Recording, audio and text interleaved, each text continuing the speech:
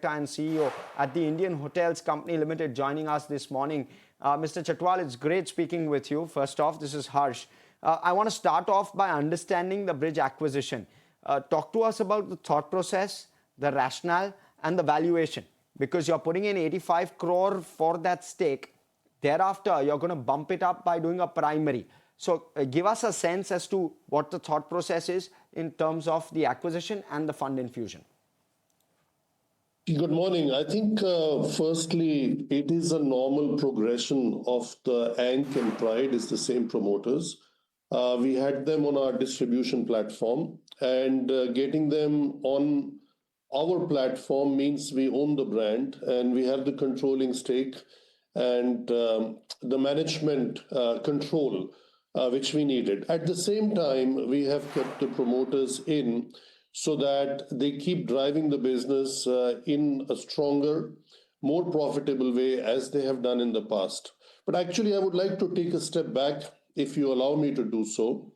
I think there are 5 key considerations which you need to look at when we talk about Indian hotels. Number 1, we have built in these last years a competitive advantage by brands, by enhancing our brandscape, by contract types, by owning joint ventures, managements, as well as divestments, by geography, which means both national in the dots on the map covering India like nobody else does, but also at the same time selective growth internationally on capital light model, and as well as bringing down our asset heavy portfolio, which was at 75% of the total portfolio 7-8 years ago, to 35 being heavy and 65 being capital light.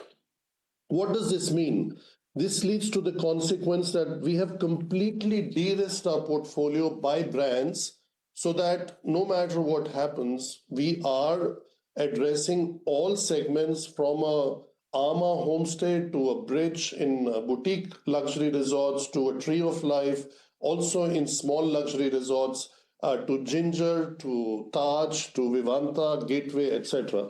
And at the same time, we have been able to scale up these brands on a very aggressive capital light model. The third point is the reimagination of our businesses which were there and they have been relaunched. Fourth, by doing so, we have achieved industry-leading margins because we have a global footprint on our own portfolio like London, New York, San Francisco, Cape Town, but our margins are at all-time high, actually more than 250% increase.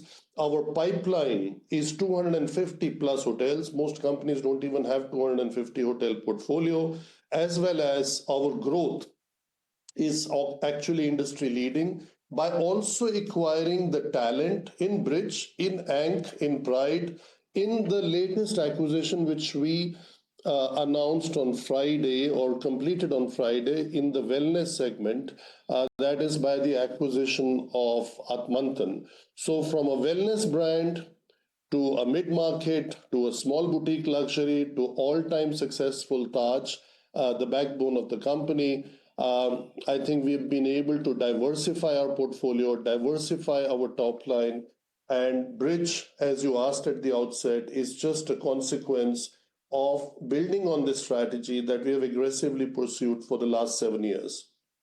Puneet, hi, morning. Sajid here.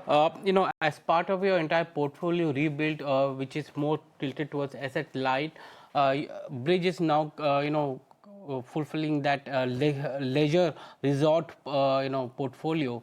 How do you look at this portfolio growing from here on?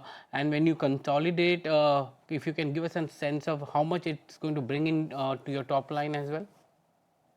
Sajid, good to see you after a long time. I think what you have to give is 2 to 3 years time for them to become meaningful business. For example, today, our flight kitchen business is contributing more than double digit to our top line and a significant amount also to our EBITDA. Ginger as a brand which has been there, but the reimagined Ginger is expected to also contribute double digit to our top line in 18 to 24 months time. Similarly, if we were to look at these brands, which will mostly convert the Ank and Pride, 80-90% of that will convert to the Ginger brand. But the small luxury segment would do anything between 7 to 12% over a 5-year period, because that's why it is small luxury. It's not a large luxury business, but it helps you to address the needs and wants of all customers, as for the name of the company, Indian Hotels Company, for all Indians in tier 2, tier 3 resort markets, which are very strong markets where these brands have been very well established. Actually, if you look at Brij, the average yield of the Brij portfolio on the RevPAR is close to 28,000 or 29,000. And some of the Brij hotels, like the Brij Rama in Banaras or in Javai, do rates between 55,000 in Banaras to 75,000 in Javai. So I think these are small pockets of excellence, and we think we are very well positioned to take advantage of that. How do you plan to, meet the Accelerate 2030 strategy? These are all acquisitions which are building up to meet that target. But from here on, to go about 700 plus hotels by 2030, is inorganic the route that you're going to take? We don't have to actually, Sajid. Today, we already stand at 610 hotels, and the number of hotels or number of rooms is not what we have been chasing. It's not been a part of our strategy. These acquisitions are strengthening either the new brands or the reimagined brand. As I just now said, Ginger is an example, which has been there for 25 years. Till 5 years ago, was at 35 hotels in operation. Today, we expect Ginger at the end of this calendar year or the end of next financial year to be 200 hotels in operation, with at least 50 more in pipeline. That is the kind of scale that these brands and this kind of positioning need. So the strategy is not driven by adding just number of hotels to get to 700, rather strengthening our core brands which have been there, have been reimagined, have been relaunched. So we started the journey with Taj. We upgraded a lot of hotels which were downgraded for valid reasons 15 years ago back to Taj level. We spent a lot of money. We finished the Taj on the domestic front and then moved on to Taj on the international front. For example, the way we are renovating London, which will be completed at the end of March, or even on the domestic front, the way we renovated Taj Palace, previously the Taj Mahal Hotel in Delhi, and the continuous renovations at the Taj Mahal in Colaba. So the strengthening of the brands has been at the core of our strategic decision making. And adding small boutique luxury is a very important fragmented space in India, which has a high potential for growth, and we have added that. With that, we also added a new segment to give us the competitive advantage, because nobody else has that, and that is the wellness segment with Atmantan, because we do believe lot more focus will go into wellness areas in the years to come. I was about to ask about Atmantan because you completed that acquisition on Friday. How big is this opportunity for you with respect to wellness? Because that's something which is a very niche in that sense. And do you plan to aggressively expand the wellness brands through Atmantan? Absolutely. This will not be a brand like, unlike Ginger, which needs a very large scale. You could have, let's say, 4 or 5 Atmantans in India, one in the center, one on north, east, west, south, or maybe 2 in the west. That's the kind of landscape we look at for Atmantan in India.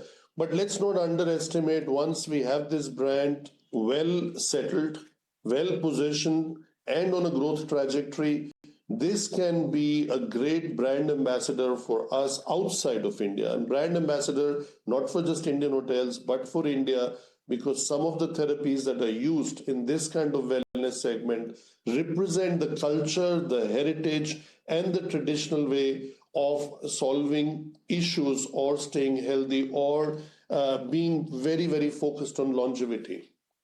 Puneet, you've been able to convert this portfolio from an asset heavy to asset light with 30% only asset heavy now. How do you see the margins panning out from here? You're around 33%. As you go for more asset and as you leverage that, do you see the margins heading up to 45%? On a standalone basis, we're already beyond 40, Sajid. So when you and I first met several years ago, we were on an average of the preceding 5 or 7 years at 13%. So I think from a margin perspective, percentage is one thing, but getting the absolute amount is another thing. So I think we will continue to drive both absolute margins, absolute amounts, but also maintain margins at a healthy level. The guidance that we have given of a double-digit growth in the years to come, maintaining 33% plus margin is very good on a consolidated basis, which means that on standalone, we will definitely achieve 40 plus.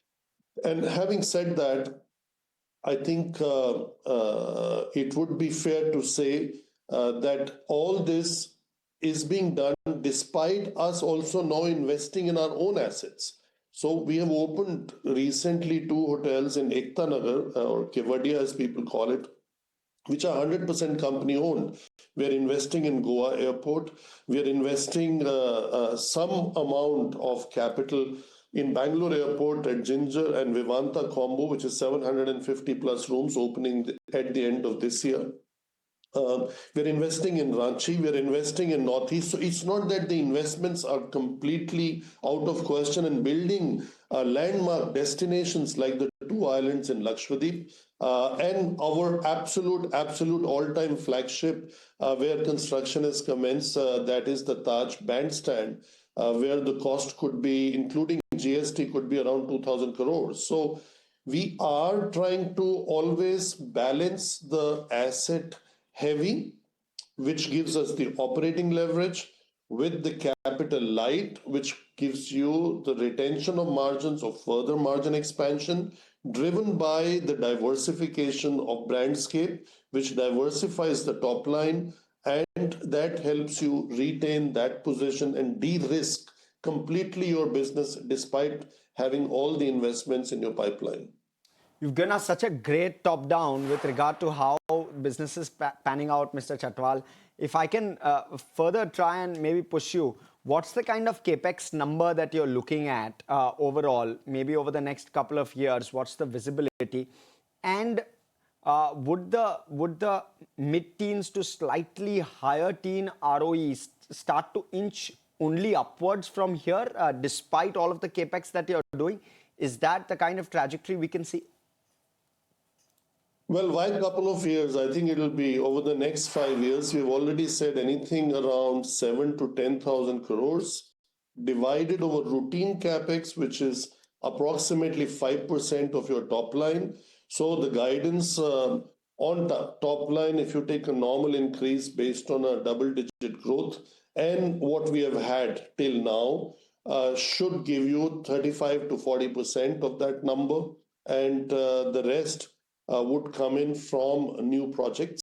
And obviously, we'll keep investing in strategic opportunities, which are brand enhancing, margin enhancing, and also help us drive good operating leverage as well as secure good spots or right dots in the right spots across India. So no investments outside of India, that's for sure. If at all, a sliver equity or a small kind of a position in helping in renovation on an operating lease model. So ROC is likely to continue inch upwards. Is that because that's the kind of hint I'm getting? So they'll continue to move towards 20%. We are, last when we reported, north of 17%. Correct. We used to be less than 5%. That is true. We have guided 20%. Yes. And I see no reason why we should not get there. Got it.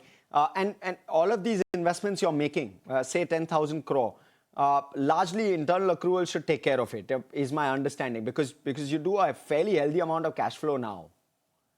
You answered the question yourself. Yeah. So it's not only what we have, is also what we are accumulating as we speak on a daily basis. And in this period, we have been able to eliminate our loans. We are today, with the exception of one small outstanding loan, a net debt-free company. Even if we were to say leases are a part of some form of debt, even then we are very, very high on cash.